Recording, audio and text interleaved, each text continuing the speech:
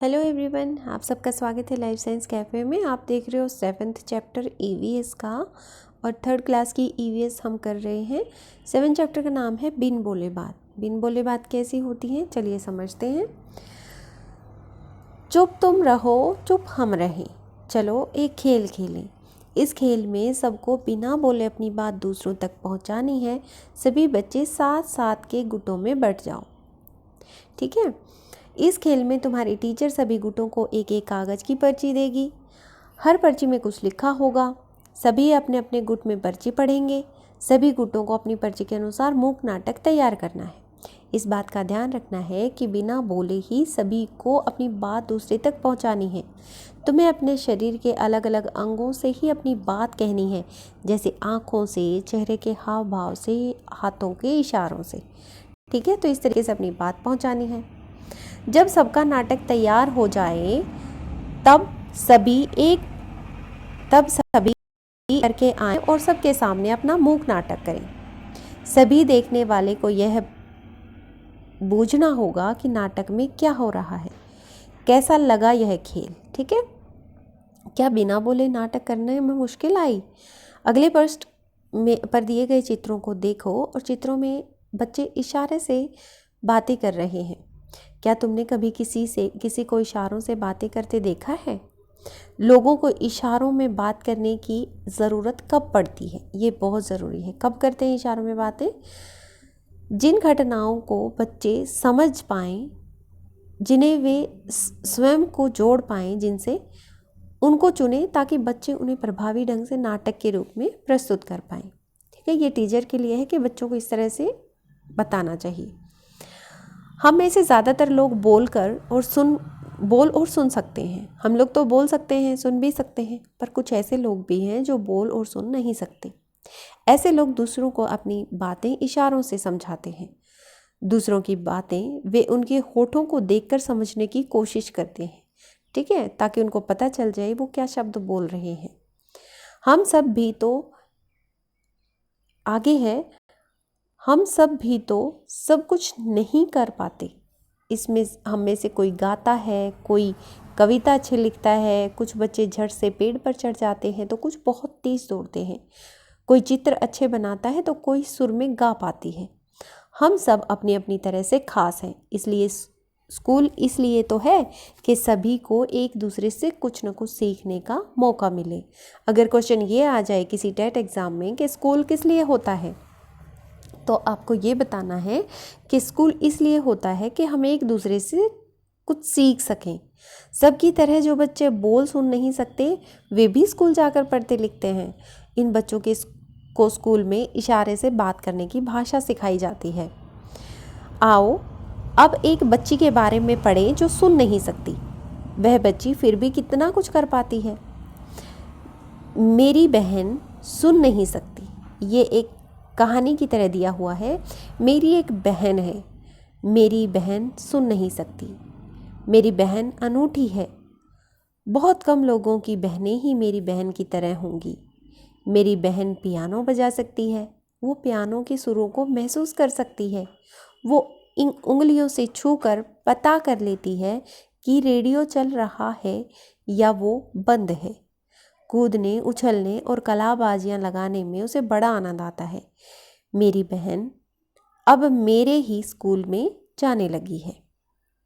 आगे है, वैसे माँ उसे घर पर बोलने की और होठ पढ़ने की ट्रेनिंग देती है। क्लास में टीचर और अन्य बच्चे मेरी बहन के कहे सभी शब्दों को समझ नहीं पाते हैं। वो जो कुछ कहना चाहती है वो अच्छी तरह से नहीं कह पाती है। कल मैंने धूप का चश्मा पहन रखा था। उसका फ्रेम काफ़ी बड़ा था। उसके कांच भी एकदम काले थे।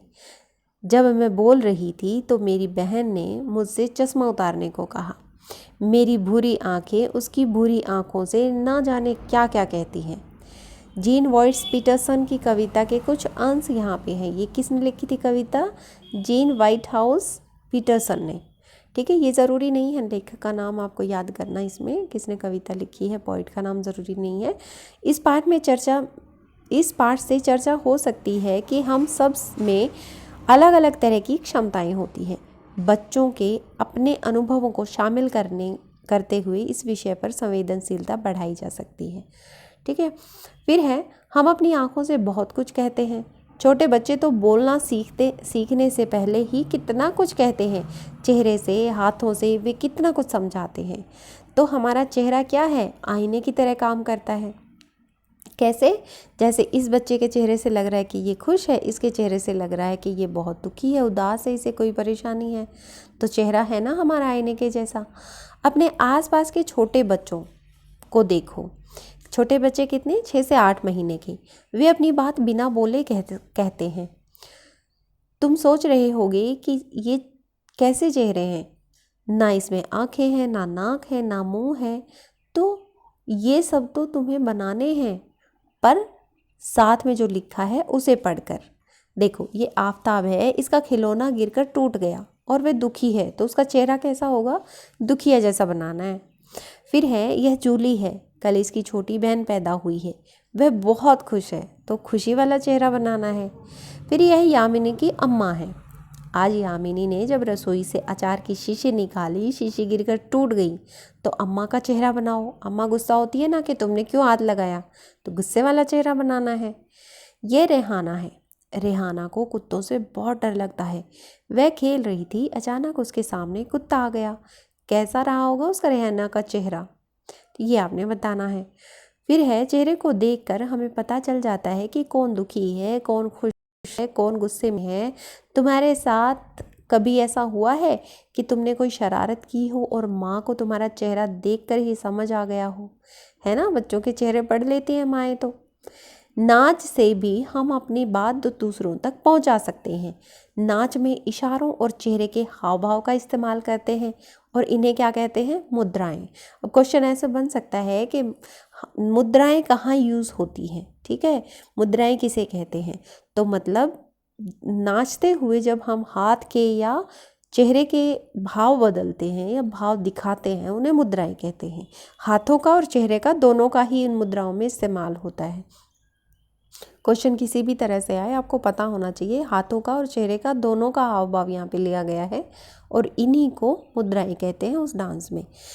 नीचे नाच की कुछ मुद्राएं दी हैं, बताओ ये मुद्राएं क्या दिखा रही हैं? ठीक है, जैसे 1, 2, 3 और 4, ये इस तरह से कुछ दिया गया है। नाच की कुछ मुद्राएं तुम भी सीखो और करके दिखाओ। तो छोटे बच्चे तो क्रिएटिव होते हैं, आराम से कर लेंगे। उसके बाद आता है, चित्र को देखकर अपने मन से कहानी बनाओ, अपने साथियों को सुनाओ और उस पर बातचीत भी करो। जैसे ये गिलहरी है कि यहाँ पे ये क्या है, पेड़ पे खड़ी देख रही है, दूसरी गिलहरी खाना बना रही है। ठीक है, वही गिलहरी दूसरे फोटो में खाना बना रही है। फिर वो गिलहरी खाने को ढक के चली जाती है। फिर कौवे आते हैं और कौवे क्या कर रहे हैं, कुछ खा रहे हैं, वहाँ पे चूहे भी हैं। तो इसको देख के आपने कहानी बनानी है। तो इस चैप्टर में क्या पढ़ा हमने, जो इम्पोर्टेंट था टीचर्स के लिए स्पेशली, कि जो मुद्राएं होती हैं वो क्या होती हैं, चेहरे और हाथ के हाव भाव होते हैं, उन्हें मुद्राएं कहते हैं।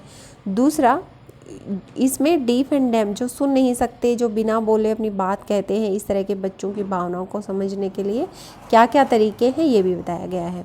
ठीक है, इसमें ज़्यादा बहुत मुश्किल कुछ नहीं था और इम्पोर्टेंट पॉइंट्स कुछ ही थे जो आप खुद भी निकाल सकते हो चैप्टर सुनने के बाद। और अगर आपको मेरा चैप्टर अच्छा लगा है तो उसे लाइक ज़रूर कर देना। Thank you.